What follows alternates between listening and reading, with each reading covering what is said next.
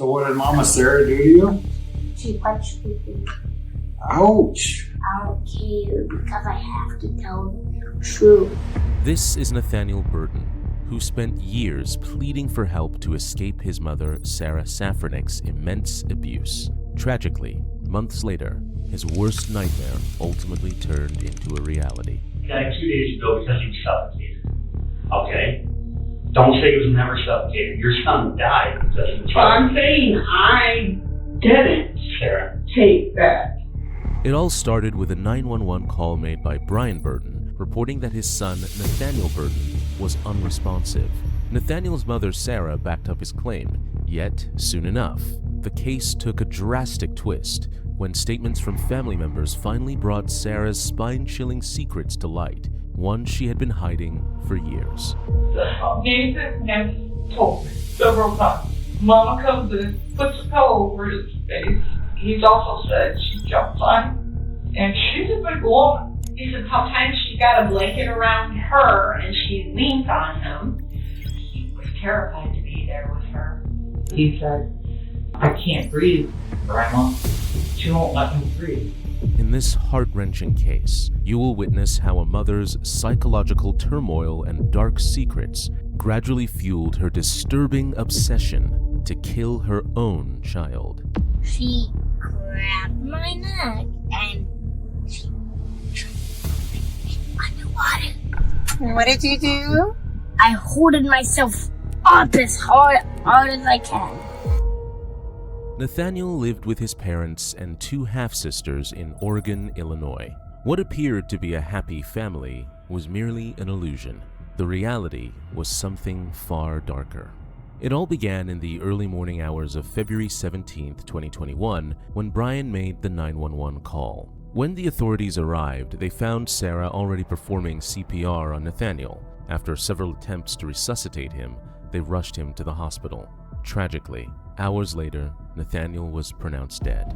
His body was sent for an autopsy. In the meantime, officers questioned Bryan, who claimed he had been asleep when Sarah told him Nathaniel was unresponsive.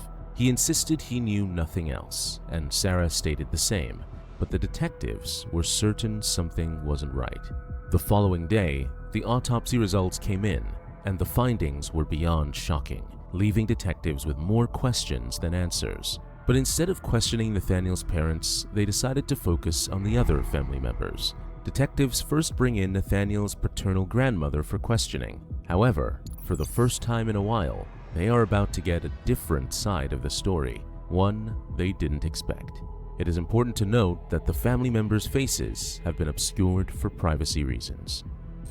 The autopsy was done yesterday, and the preliminary cause of death is suffocation. That feeling of that. They could have told me stories about that. That in the bathtub. Okay. Okay. So why don't you tell me tell me why you're not surprised to hear this. Nathan has told me several times. Mama comes in, puts a pillow over his face, and where he can't breathe. Like when he's in bed? Yes. She has been known. He's also said she jumps on him, and she's a big woman, and he can't breathe. So was this like during the night he would come in and put the pillow over his head? During the night? While Daddy's sleeping. So he said, well, Daddy's sleeping. Mom comes into the bedroom with this pillow on the head. Right. Okay. Did he say like how often that was happening? He just said that it happened? Yes. Okay. Did he tell you that? When did he tell you that? Within the last couple weeks. Within the last couple weeks? Yeah. He's told me prior to that. Because he's not only that, it's the bathtub situation too. And when I questioned, I never questioned about the pillow. He said, it didn't happen. Sarah said, it didn't happen. And because sometimes, work. So, but yeah, the bathtub, Daddy had the pry money off of me because she was trying to drown me. Oh, he says that Dad had to. Did you bring that?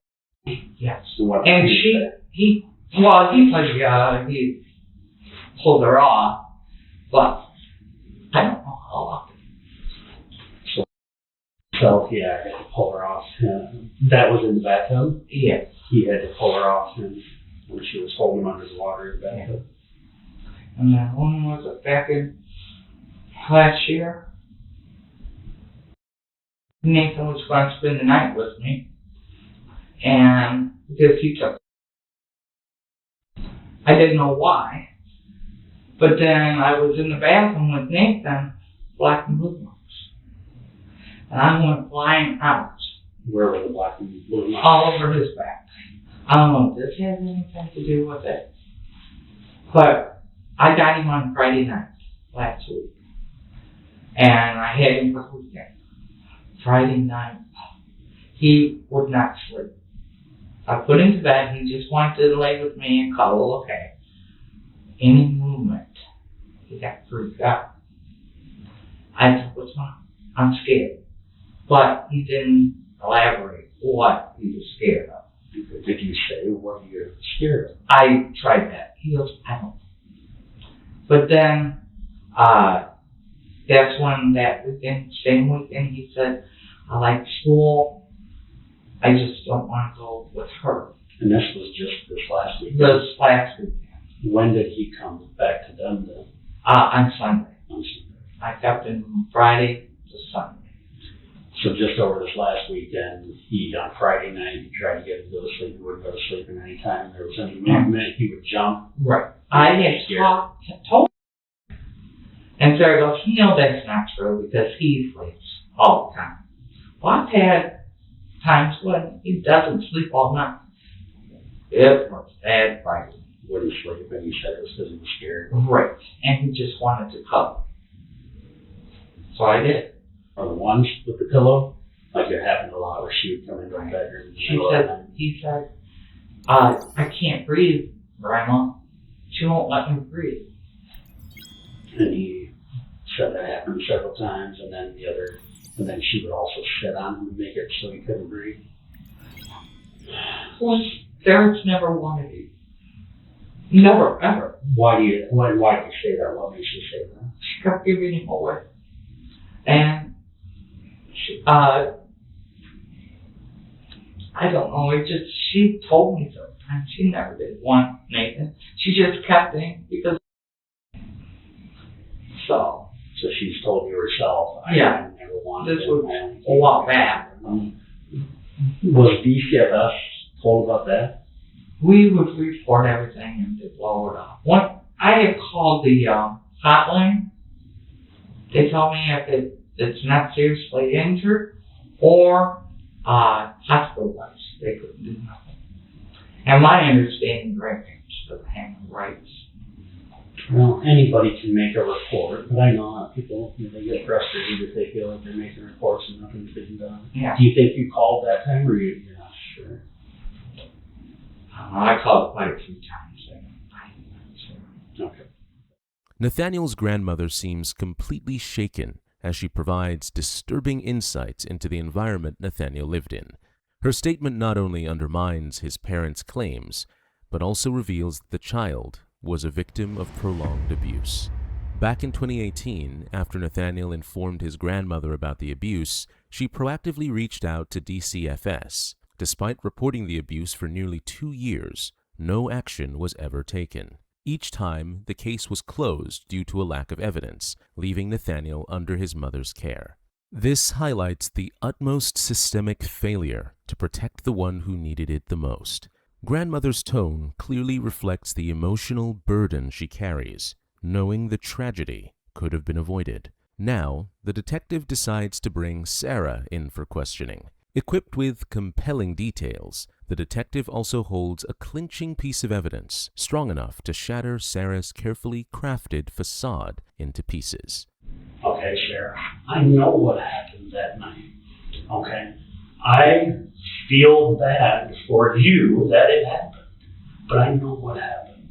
And now's our time. We gotta talk about this and figure out why this happened. This is trying to depend on my husband or my spouse. Let's say that again. I said, is this trying to depend on my husband or my spouse? Well, okay, well, that's kind of the situation we're in. Your son died due to suffocation. Okay, he died due to suffocation. How many people were in your house that night? 2. Okay. Sarah, we have to be honest about what happened here and explain it to you. I'm here to listen to why this happened. That's why I'm here. It'd be just as easy for me to look at the signs and say, you know what, let's go. We're going to jail. I'm not doing that because I want to hear, because I feel so guilty about the system failing you all these years. I want to hear, but I need you to tell me. I need you to tell me the truth here, Sarah. Since my girls have been gone, things have been a lot better with just having my son at home. Okay, then why did this happen? You have to explain it to me. You don't want us to just go with the cold facts, scientific facts. You have to tell me why. I wouldn't have killed myself. Why? Okay, was it an accident? You got to explain it to me. That's why we're here. There was no way that I would. Okay, I kind of understand that you wouldn't do that intentionally in your right mind. You wouldn't do that. I understand. Okay, that's what I'm saying also. But it happened, and you gotta explain to me how it led up to that and how we got to that point. You have to, Jill. We gotta get to the bottom of this. I know it happened. Okay, don't try to tell me anymore that it didn't, because I know it happened. I know what happened, but I gotta know why. You gotta give me something to work with here, Sarah. Just explain that. Tell me how it happened, and then maybe you didn't mean to do all of it. Explain what happened that night in the bedroom. You gotta just explain. I was just shopping for my son. I had just bought cake mix for us to make cupcakes. Okay, but that doesn't explain what happened in the room that night. You gotta explain that to me. Explain why this happened. Oh, yeah. Sarah, you have to understand, he didn't just die for no reason. He died because he was suffocated. Now, if it wasn't you and you're going to try to tell me that it was your husband, that's really going to upset me, because we both know that's not the truth. That's not a fair thing to do. Okay, you have got to explain this to me. Were you just messing around, or how did this go so far? I'm asking you why, and I'm asking you to please explain it to me, because if you can't explain it to me, it just seems like you're this monster that wanted to murder your son for no reason. I'm not a monster. I want to kill any of my kids. Explain how this happened to me. You got to explain this, Sarah. I can't just go back to the state attorney and say, I'm the one who found him. I know. So, and your husband was asleep. So, how did this happen? I don't know. Sarah, you do know. I know you know. Your little boy has been telling people. For a year, he's told anybody that will listen that his mom is going to hurt him. And nobody did anything about it. It drives me crazy. I took him to counseling. I've taken him to counseling for the way that he's felt. His godparents wanted him so bad a few years ago that they made up to try to get him taken away. Your son has told other people, Yeah. not the godparents, he's told other people that he felt like you were going to hurt him, that you were going to kill him, that you went into his bedroom in the middle of the night and put a pillow on his head, that you went into the bathroom and held his head under the water. Sarah, this was building up. It was building up and nobody helped you guys. This is your chance to say, we tried to get help, nobody helped us. And then this ends up happening even though I didn't want it to happen. But you gotta explain it. No.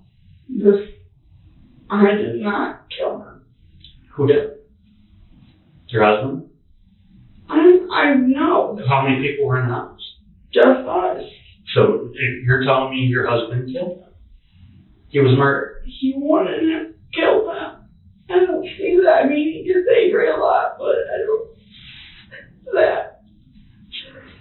Okay.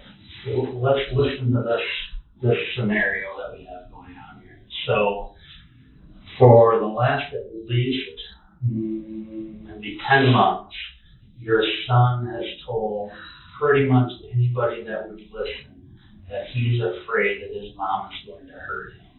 He's told almost identical stories to 5 people that I know of. Okay, that in the middle of the night, mom tried to suffocate me. Okay, I think that happened, but it ended the right way. It didn't kill him because he didn't want to kill him. I think this time it ended wrong. He was never suffocated. He died 2 days ago because he was suffocated. Okay? Don't say he was never suffocated. Your son died because he was But I'm suffocated. saying I didn't Sarah, take that. you did. Okay? This isn't going away. This is your chance to try to explain why it happened. It happened.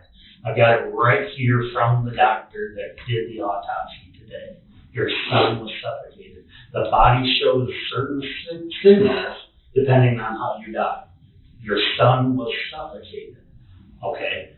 I know you do. You're not crying. You can take that away. You're not crying. Take that away, Sarah. We have to talk about this. You can't just cover up and try to ignore this. I'm not ignoring. We have to get to the bottom of this, Sarah. Explain it to me. Sarah, I know. That night before bed, tickled him. He was fine. My husband read him I a know. book. I know. Everything was fine. I know he was fine up until he wasn't. Up until somebody went in there and suffocated him. I know he was fine up until somebody went in there and suffocated him. Your husband was asleep in the other room. You weren't. Sarah, don't do this to yourself. I woke up. Initially, the detective approaches Sarah with an empathetic tone, attempting to lower her guard and elicit a confession. But sensing her defiance, he strikes her with the irrefutable evidence that ultimately brings her act of a distraught mother to an end. Despite being confronted with an indisputable reality, Sarah attempts to steer the narrative in her favor. As soon as she realizes that her claims are failing miserably, she concludes the interview by asking for an attorney. Regardless of Sarah's efforts to conceal the truth, she is unaware that it is already beginning to break through. Meanwhile, more incriminating details emerge as the detective questions Sarah's mother. Her damning revelation would only tighten the circle around Sarah, leaving her with fewer places to hide. He's not hey, I'm going to help you, Sarah. I mean, he might want to pay for part of the funeral or something, but I don't think he's coming today to help her with an attorney. But she says that's what she's doing because I said, well, they have a public defender. She doesn't trust your free defenders here. And she's not going to go to jail for something she didn't do. Okay. What did you tell her? I said, Sarah, your child is dead. I said, 2 people were home. Your husband was sleeping. Mom, I didn't do this. I said, Sarah. So if I know anything, I'm going to tell her she did it too. So we'll see how today pans out. But she's totally denying it to me. But then she brought up her income tax money. And she's like, I'm not going to jail for something I didn't do. And she's like, we're getting a substantial amount back, and me and the kids are going, doing some fun things. I said, you kids, but not your murdered son. And she just gets on me, Mom, I didn't, you know. And you said you told her, Sarah, you did do Yeah, I know you did it, Sarah. I know you did. I I knew I knew how she treated him. I knew the things he told me.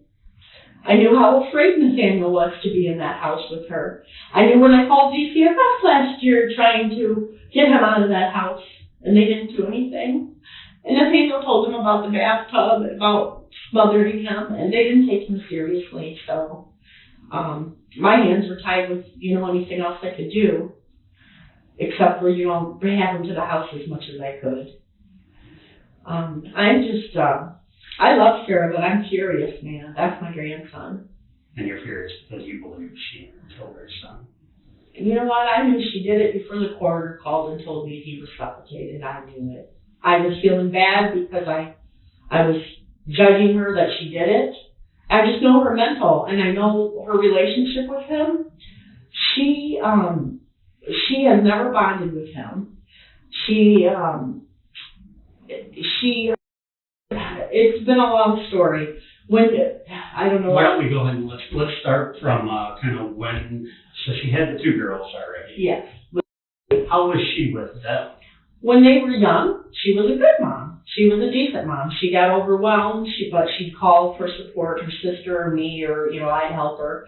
But then as things started getting bad with them and the kids started getting older, she's always been a screamer. She's always been a thrower. She's always been, get the f*** to your room, you little bitch, to her. I'd be talking to her on the phone, and that's the way she talks to my grandkids. And I'm like, Sarah, she's always been that way. But she said that because she grew up bad, and she did not grow up bad. So Sarah's so mental. Okay, so as they started getting a little older, she started having problems with the girls. Yeah, having problems, and them snapping back, and her throwing stuff across the room and calling them little. Younger one, I didn't think she could ever be helped. I didn't even think God could help her. Sarah has her so messed up. Sarah has an inappropriate relationship with Sarah. Sarah, I could give you an example. And she doesn't wear underwear.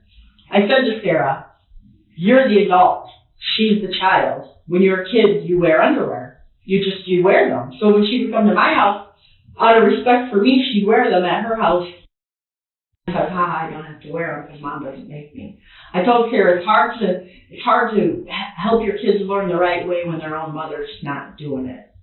So, and she got so mad at me, who cares if she wears underwear? I said, Sarah, it's just the point. You're the parent. You have to, there are things kids just have to do. They're non-negotiable, and wearing underwear is one of them. So was she ever physical with the girls, Yes. I know pulling their arms, grabbing them by their shirts and pulling them in the house, spanking them outside if they were fighting over a toy, like just kind of grabbing them and whacking them. The screaming and the throwing are the main things, but had marks on them over the years. We have taken pictures over the years of things. DCFS has been to the house for years now.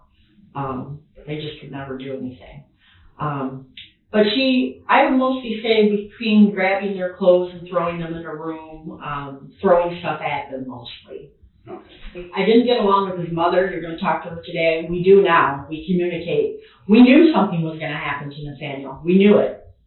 I just always told everyone God would protect them. Well, for some reason, God took him so he wouldn't have to. I don't know. I think if he would have gotten older, she would have had something way worse planned for him. I don't know if he was such a pain in the ass to her or what, but she had a dislike for him. You could tell when we did family gatherings at the park and stuff, how he'd get yelled at and Nathaniel was I'm sorry, I'm thinking things. But anyway, they ended up, when they got the baby back from had full custody and was going to divorce Sarah, back in with his mom and was going to divorce Sarah. Well, then all of a sudden decided to stay together because of the baby.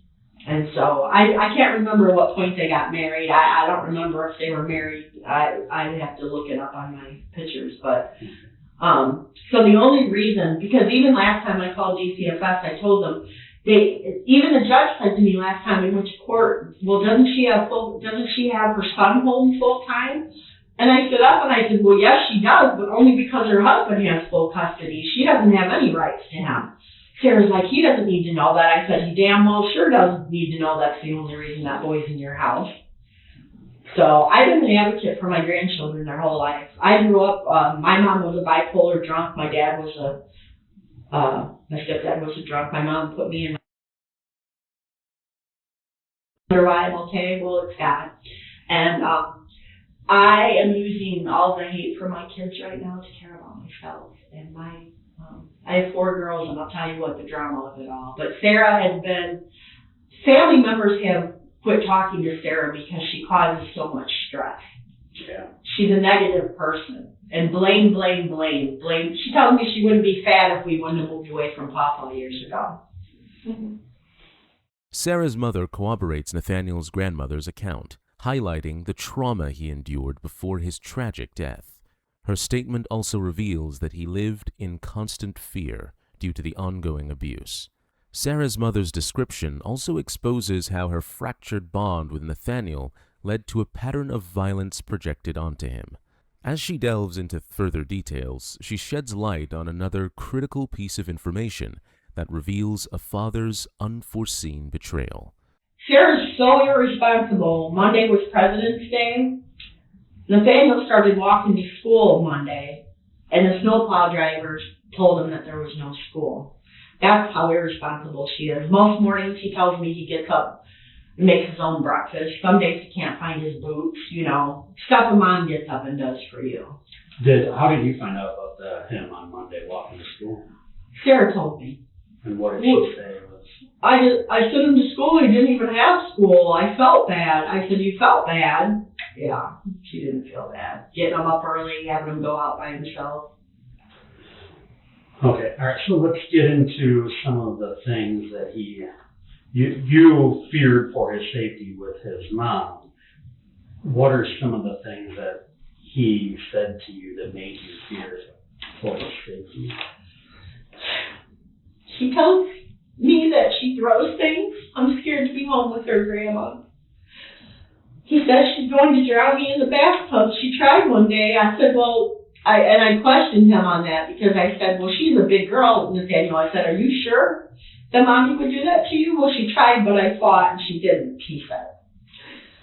He said he has to get himself up for school. Mom sleeps all day. He walks to school. He doesn't always eat breakfast. She always screams.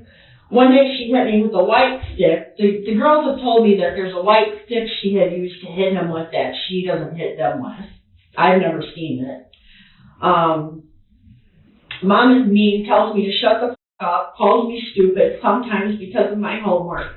I get picked on by my sister. Doesn't help me. It's always my fault, and I get spanked for it. Mommy won't let me see the when I grow up. He would beg me. He would say, when I grow up, I'm going to go live. I said, yes, you are. He has a fear of being drowned in the bathtub, and this is what we told the DCFS worker that I'm mad at right now.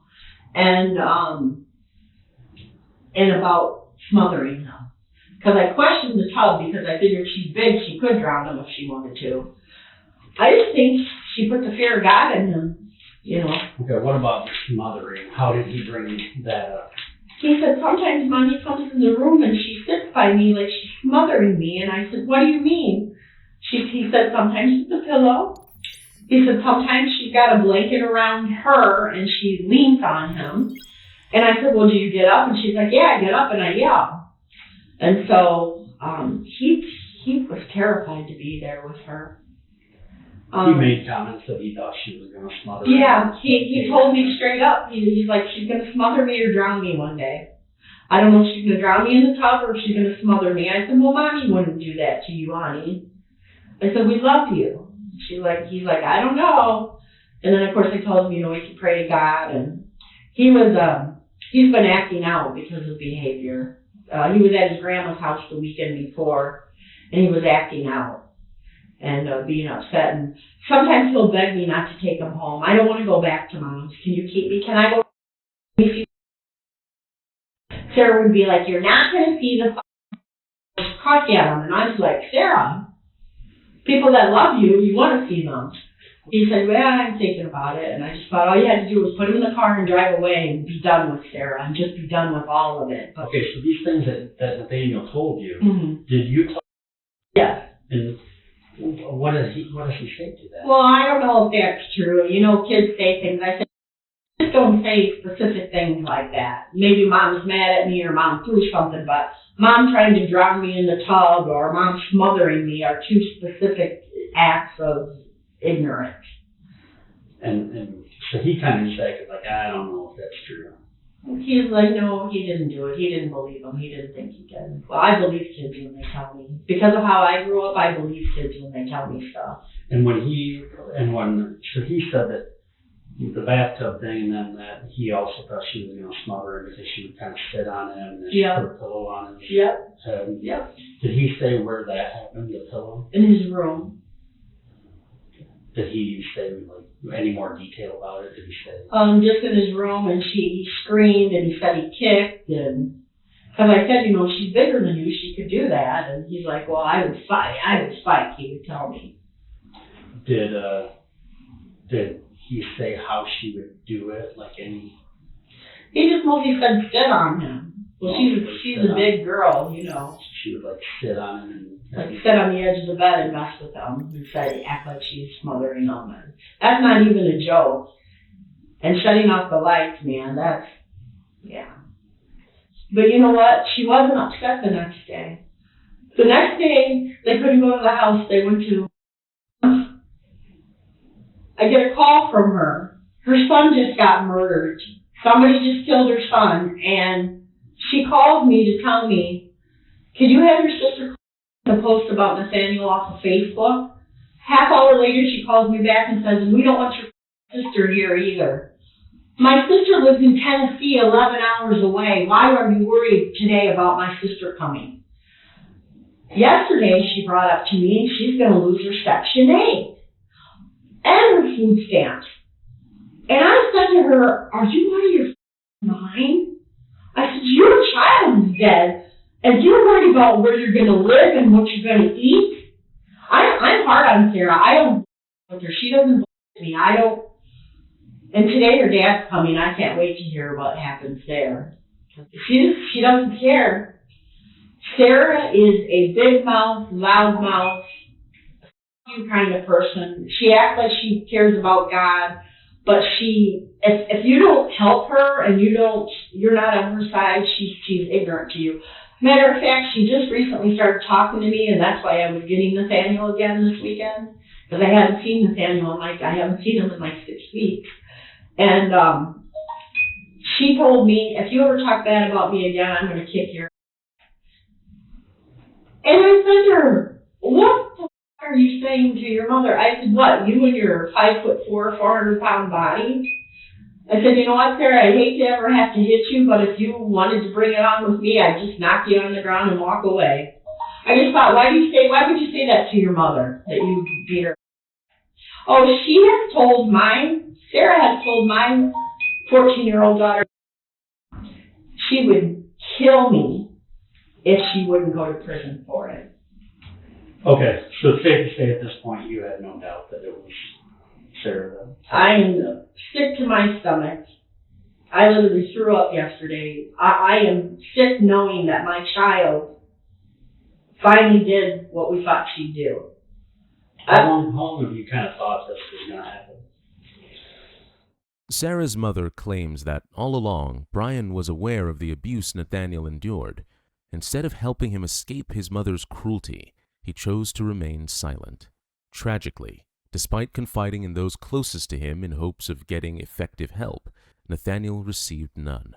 It's truly heartbreaking to imagine the depth of his helplessness, leading him to predict his own fatal end. While being questioned, Nathaniel's grandmother supports Sarah's mother's statement, confirming Bryan's knowledge of the ongoing abuse. But she also reveals the reason behind his silence, despite the repeated warnings he received. So, I interviewed him yesterday. It was kind of like he didn't know anything. How can we get to admit more of this stuff that he knew about? Tell you the truth, he is scared of her. I've seen it. If he doesn't do what she says or says, he's weak. Do you think you could talk? You're not telling the police the whole truth. You need to do that or you're going to end up in trouble. I could try without her. Yeah. That's the problem. Yeah. There's a way to talk to him without her. Maybe I can get him to come up to the police department.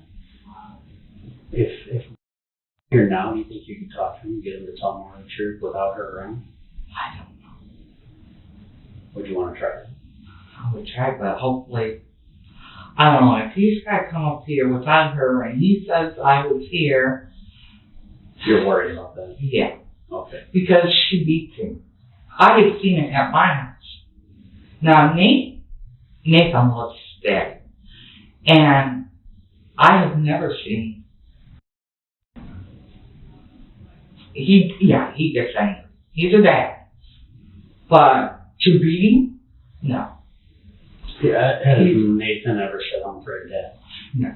But he says I'm afraid of Mom. Just last weekend, we were talking. And I said, well, how's school? I like school, but I don't like going home. I said, why? He goes, Mama. I said, what's wrong? She's mean. So. He's never said Dad's mean. No, never, ever. Okay, so if I tell you that, so he was suffocated, that's how he died. There's only 2 people in the house when that happened. Do you have any doubt in your mind what happened? I'm positive she did. And you were concerned it was going to happen before it happened? Right. And he kind of told you, Nathan himself told you it was going to happen, almost the exact same thing that happened. He's even told me several times, Mama doesn't want me. Even though Bryan knew Sarah posed a threat to Nathaniel, his silence, driven by fear, remains completely unfathomable. Just one act of intervention could have prevented this unfortunate incident. Meanwhile, detectives also learned that Sarah's negligence often led Nathaniel's godparents to foster him from a very young age. During his stays, Nathaniel confided in them about the abuse he endured, but at the same time, they quietly gathered unsettling evidence on several events that would prove to be the final blow in this devastating case. So what did Mama Sarah do to you? She slapped me, punched me. She slapped you and punched you? Yeah. Where at? In the leg? No, here. In your face? And then she punched me here. Ouch. Did you cry? Yeah, I cried so loud. Did you? Did she say she was sorry for hitting you? She didn't say she was sorry? She just walked away and got back in the front seat of the car and drove. Oh, okay. What, did you have lumps on that for a couple of days or just... Only for one day. One day and then it went away? Yeah. Yeah. Was it like right here or by your ear? Here. Oh, in your jaw? Yeah. Okay. Did you have a hard time eating after she did that? No. No? It was just on my cheek, not my jaw. Just your cheek, okay. I All don't right. tell anyone. Why? Am I not supposed to tell anyone? Yeah, because you'll get everyone in trouble, and I'll get in trouble, and then I'll be more hurting. Oh, is that what she told you not to tell anybody? Yeah. Oh, okay. But I don't care because I have to tell the truth. Do you? Okay. But don't tell her Well, because she'll be so mad. Yeah, well, Papa will try to protect you, okay? We won't tell anybody, but we'll try to protect you so you don't get hurt anymore. Is that the only thing she's done to you since you were here last? I forgot. Okay. Well, we'll just have to pray and hopefully Jesus will get you here sooner than later, right? Because he's working it out, right? Is he working it out? Never. He's never going to work it out? Well, you know Mama and Papa love you though, right? And we don't hit on you. We force feed you. Do we force feed you and make you eat all the time? No. No. Do you like it here? You like being here? Whoa. Do you like being here or no? Obviously. Obviously. So tell me that again. She did what? You were in the bathtub already? Yeah. And you already had water going? I turned it off. Yeah. And then what? She came in there? Yeah, and she tried to get me to not breathe. How? She grabbed my neck and she tried to put my head underwater. Put your head underwater? Yup. And what did you do? I fighted back. You fighted back. I holded myself up as hard as I can. Well, that's horrible. You don't do something like that to a child, do you? Yep. In the hopes of getting Nathaniel's custody, his godparents even contacted authorities to report their concerns. Unfortunately, the judge handed the custody back to Sarah. So far, every account ultimately leads detectives to one haunting question. What drove Sarah to kill her own son?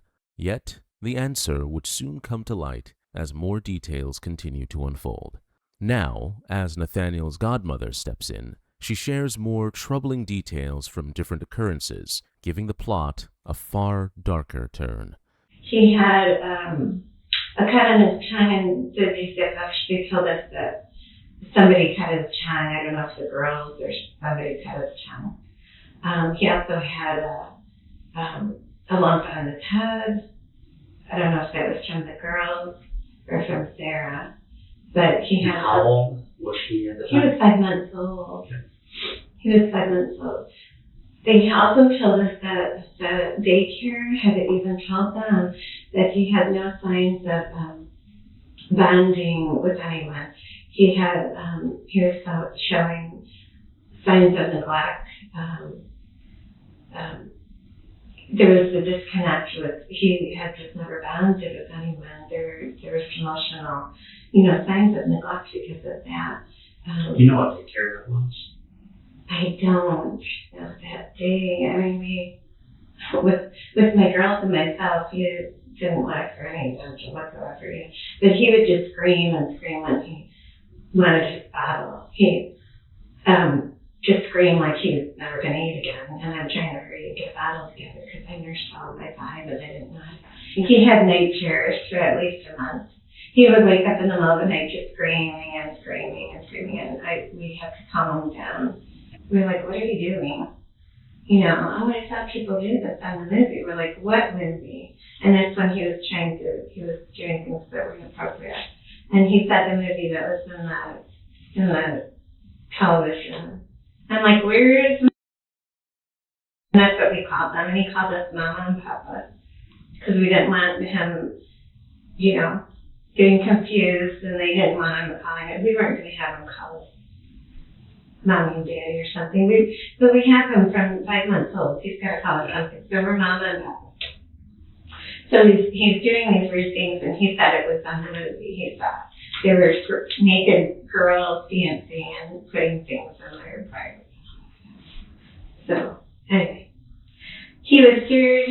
Oh, he had nightmares. He was scared because he was watching zombie movies.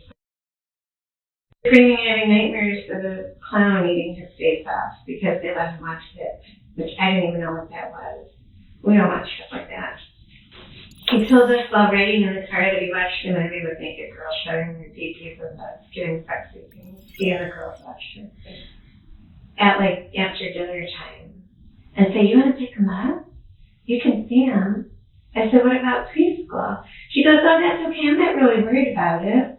She goes, it's just preschool. You can come pick him up. And we're like, okay, we'll be there in 2 minutes. So we left. We go get him. We're putting him in the car seat. I'm in the car, and I'm sitting in the back. Car seat. Put him in the car seat. I'm in the back, and I got out, went around, and because I didn't see anything on this side, and I went around, and he's trying to get him buckled in. I'm like, here, I'll help you. So I get over there to buckle him in, and I look up, and he's got a 2-inch gash on his head that's still gooey and bloody and square or something. And I'm like, oh my gosh, what happened to his head? Oh, he was running all around in the kitchen, and he hit it on the corner of the table. Well, he was just about at the right height, and he runs all the time. And so we didn't think anything of it. We're like, that sounds like him. I mean, he's always running. You saw that happen, or he just No, he didn't. No, he didn't say what he saw. He just said that, and he was at work. I thought he was working. He was gone all day. So your sense of it was that. Exactly. He probably just got home and Sarah told him that. So I'm trying to beat them and things and being really careful with it. We had him for, that was March 28th. I wrote them into him, like, what's going on? What's wrong? He goes, he keeps crying. Papa, please don't leave me here. And I said, we can't leave like that. So we're sitting in the car for like 15 minutes and we don't know what to do. We can't leave. And because I can't do this anymore. I can't do this anymore. And I'm like, we can't leave him here. What do we do? They won't. So I said, go up there and ask Sarah to come out. So Sarah came out. And we said, Sarah, we said, you see what he's going through. And we said, are you having a hard time? This is what Nathaniel told us. He said that you threw the phone at him, that you hit him in the head with the phone. He didn't hit his head on the table. No, I didn't do that. That's not true. We said, well, okay. He said that her phone broke, and she texted me, like, during that whole period, her phone broke. She had to get a new phone. So we said, if you are overwhelmed, please, you can call us anytime day or night. We'll come get him. Please do that. And then she started bawling and crying. I can't handle it. We're like, Sarah, we can't leave here like this. We can't leave him here like this. Would you please let him come home with us again? We can't. Look at him. So she went in and agreed to let him come back with us. So he got right back in the car. And we were crying and he was crying. And we said, Nathaniel, it's okay. You're coming home with us. It's going to be okay. And then he got happy. And then we got him McDonald's and he was real happy. And then Nathaniel told me about going to sleep at night. Mommy Sarah choked me. He put his hand through his neck to show me. She was angry over the kids fighting over June. So that was 26th of June. June 26th. So you remember where you were at when he told you that? Yeah, I was at my house. Yeah. And did he say it happened? We were in the living room by the couch. And I don't know if that triggered his memory why he told me it then. So you said that he was on the couch and he said she had the couch cushion. It was off the couch. The cushions were off the couch, or one of them. And he said that they were playing or doing something, but she took the cushion and put it on top of his head. And she sat on it. And she wouldn't get up. And she kept laughing and he couldn't breathe. And he said, I kept screaming, I can't breathe. And she wouldn't get off. I'm like, where was he? Well, he finally came running in and pulled her off with me. He said he finally pulled her off with me. So I don't know how long he was under there. These bone-chilling details provide a glimpse into Nathaniel's disturbing life and the pain he endured at the hands of his own mother. While the investigation progresses, detectives uncover further incriminating details about Sarah, which could possibly be the reason behind Nathaniel's death. They learn that she has a history of mental health issues and struggles with alcohol and substance addiction. These details led detectives to question whether Sarah's instability and ongoing struggle played a role in the violent events that followed. The godmother now recalls another unsettling incident from a few months before Nathaniel's death, revealing his desperate attempts to escape his mother's atrocities. So in May, this one night the chat came up. So he runs in the door, and he hugs us, and he hugs me down, and he runs flat. And I didn't hear what he said, but I heard him say, Papa, we have to talk. That's all I heard him say. And So now he's, he's 7 years old, right? No, he wasn't 7 yet. He's 6. So he jumps on his lap, and I'm upstairs with him, and I just want to get rid of him so I could see him. And they're shooting at the door, and Sarah says, on the way here, he said he wanted to kill himself. I'm like, what? She goes, he said he wanted to kill himself. And she starts crying. She goes, I'm just worried because of. And I said, he actually said that. And she said, yeah. And I said, we had never heard him ever say anything like that, ever. In fact, I'll tell you what he said. So then I said, I'm sure he'll be fine. He's here. He'll be fine. Let me go talk to him. And you guys keep going home. So they left. And I went in there and I sat down on the floor and he laughed and he goes, Papa. He goes, Mama, Sarah hurts me. She's hurting me. Like what? And he goes, she's hurting me. And I think that might have been when he told about the couch cushion. He said she's mean to him. She hits him. She hurts him. And then I think that might have been one or sometime after that. Normally, he's never just sat down and said all this stuff. Things came out at the weirdest times. Like I said, he's laying in bed and we're praying before he goes to sleep. And I was very shocked. It's like, oh dear God. And then, so weird time stuff is not. But we hadn't seen him for a long time and he's older. And so that was the first thing he's telling us. I said, why would you say you want to kill yourself? He said, I didn't say that. He said, you didn't say that in the car? He said, no, I never said that. He said, I'm going to run away. And I'm like, you can't just run away. If she tries to hurt me, I'm going to run away. I said, you can't run away. If you run away, you could get hit by a car, somebody could kidnap you. And then I'm thinking, okay, if you go to run, go straight through your backyard because the police station is there. Because until today, I didn't know it was here. I thought it was at the court building. So I'm telling him to run through the backyard, and he would come out to a huge building where he could get help. With the mounting testimonies, scrutiny no longer falls solely on Sarah. Bryan's role also comes into focus. Despite being warned by family members, his silence played a huge role in letting the unthinkable happen. Armed with ample implicating evidence, detectives bring Bryan in for one last time. Now, the question that surfaces is whether he will continue to reshape his narrative or finally confess the truth he has concealed for far too long. Okay, well, I've asked you for anything you've seen happen between him and Sarah. But we don't need to talk about that last interview. We're talking here now, and I just want to have you tell me now, because I talked to your mother, and your mother told me that she's told you about things over the years that she witnessed herself.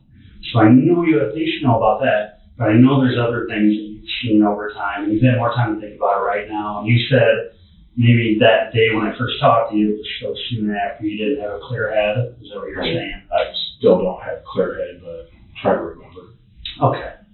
Okay, so what I brought up was that incident where you guys, Nathaniel had gone to your mom, she said that when she saw him, he had bruises on his back. Yeah. Okay. And can you tell me, you know about that? Yes. Okay. Tell me exactly what I don't know. I don't really remember what it was all about. But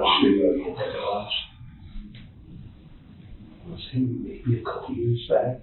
Maybe a couple of years. Yeah. Okay. Just tell me what happened. Basically, hit him with her cane. I had to pull her off. She was hitting him. Where was she hitting him? Back. On the back. Yeah. And she was using her cane. Yeah. Where was that happening at? In the living room. And do you know why at that time? I'm not sure what it was all about. Where was he standing or laying? Or? He was starting to crouch over, and I just happened to walk in. I think I was coming out of the bathroom at the time.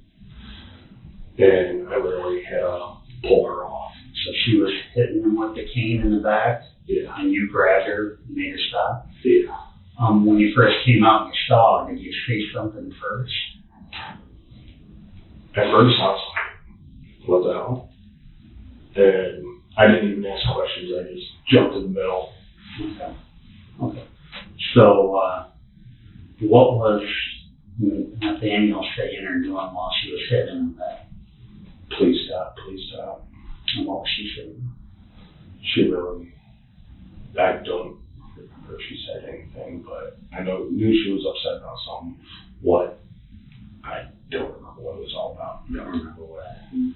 But, so you're in the bathroom about 2 years ago, around there? I think it was about 2 years ago. Okay, you're in the bathroom and you come out and did you hear anything when you were in the bathroom? All I heard was screaming, so. Do you know which one was screaming? Him. Nathaniel was screaming? Yeah. Did he stop? Yeah. Okay, and then you come out and she's hitting in the back and you just grab. That was before we started doing a little bit better care for her. Okay. So what do you, how many times do you think you saw her hitting in the back? Just once. You saw one? Okay. Yeah. How many bruises did he have afterwards? I don't recall how many bruises, but I think it was about 2, maybe 3. 2 or 3 bruises on his back. Roughly. Okay. And then you don't remember if afterwards she explained, or did you say, what are you doing? You can't be hitting him like that. Pretty much. I literally had a put her on the couch, ground, whatever I thought suitable at the time, just for her to calm down a bit. You like pinned her on the couch, is that what you said? Yeah. Trying to get her to calm down. Yeah. Okay. And what was she saying? Anything then? She was trying to get me off her. I'm like, I didn't get it up until you calm down. Did she have the cane in her hand still? By that time, I took it out of her hands. You took the cane out of her hand. Okay. Yeah. I just pretty much chucked it across the room every time. When you grabbed her, what did Nathaniel do? I think he ran to his room. He was crying. Can you demonstrate how she was hitting him? I think she was hitting him like that. Like coming up? Yeah. I mean, he was basically, he was like crouched on the ground when I saw it. But what area on his back? Was it the top, bottom, middle, or? So afterwards, when things are calmed back down, did you tell her you can't do that? Yeah. And what did she say? I don't think she said too much. And you agree that's not good behavior. That's not normal. No, but ever since. Let's talk about facts. Okay. So, your mom, who I think is a kind of a very honest person, my judgment of her, I've talked to her several times over the last week, told me that she's told you other stuff too. That she made sure you were aware whenever she noticed something. Okay, so I know you know about other things that she told you. Okay, so what else are you aware of happening in Nathaniel? Or what else did you yourself see happen in Nathaniel? Her shutting off the lights on him. Basically, he got scared there. She's on the outer side of the door, though. Not in the room with him. That I've seen. Okay. So, she would turn off the lights when he was inside her room. And what would Nathaniel do? He starts screaming, turn him on. There's been times where I go up to her like, okay, enough is enough. We gotta turn the lights back on. I thought she was playing at first, but at the same time, I don't think her mental health was fully there or right at the time. So basically, before it escalated, I intervened. Okay. Well, one of these stories that is told me by several people, that your mom included, is kind of compilation of the story is he was in the bathtub. You know about this incident? I know you do. No, he was in the bathtub. Well, I've seen, like I said, he was in the bathtub. She shut off the lights. I walked back there. She's on the outside of the door. Okay. What else do you know about what happened to him? I know nothing else. I know what you told me said held his head underwater. Okay, in the first interview I brought that up. Yeah, you brought that in. First one. Your mom never told you about that? I don't remember. That seems like, you know. I know what it seems like. That would be really hard for me to forget as a father.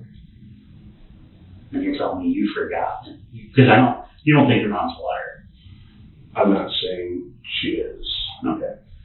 So, if your mom says very clearly that she told you about that, she probably told you about it? Yeah, she would. Okay. And you're telling me you don't remember her telling you that? Like I said, I might have been busy and I probably don't remember, so.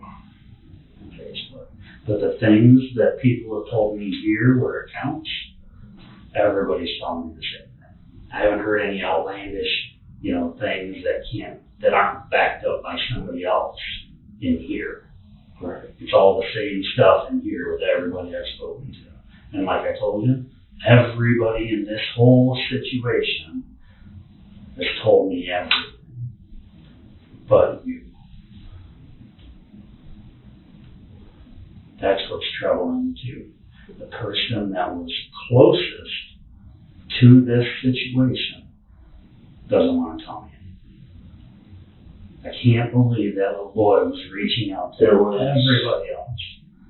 There was an incident that I'm thinking back when he was an infant now. He had a scar on his tongue. Now, what she told me was, I guess, when she was little, came running up with a book. It hit him in the tongue. That's where he was bleeding at. That's what Sarah told me. Yeah. Because it happened just before I got there. Okay. So we're going to go ahead and just get these answers on the record here. You don't remember your mom telling you that she held him under the water in the bathroom? Okay, I mean, I'm trying to think that far back. That was a few months ago. Was it? Yeah. She did say something, but I didn't believe it. Okay. I want to know all those things that you didn't believe. Okay. So what did she tell you? Just asked me if I knew that Sarah was head under the water. No, I don't know. Okay. So she told you. Yeah. So then what happened? If my wife or somebody told me my wife, I questioned her. She told me no, she did not. Okay. So then did you ask Nathaniel about it? Yeah, but he really didn't talk to me about anything. So he didn't want to talk. He didn't come up to me about anything like that. Like most kids would, they're scared of it. Even after losing a child, Bryan continued to spin lies and mislead detectives. Although he partially confesses, he still does not want to reveal the whole truth, illustrating his profound lack of remorse and disregard for the life taken. In the following days, detectives obtained a search warrant for Sarah's phone, and what they uncovered next ultimately sealed her fate. Initially, Sarah Safranek was charged with 5 counts of first-degree murder and 1 count of aggravated battery to a child. In March 2024, she entered a plea deal, but later withdrew it. However, a year later, Sarah entered a new plea deal, which ultimately resulted in reducing the charge to 1 count of first-degree murder. She was sentenced to 35 years in prison, followed by an additional 3 years of mandatory supervised release.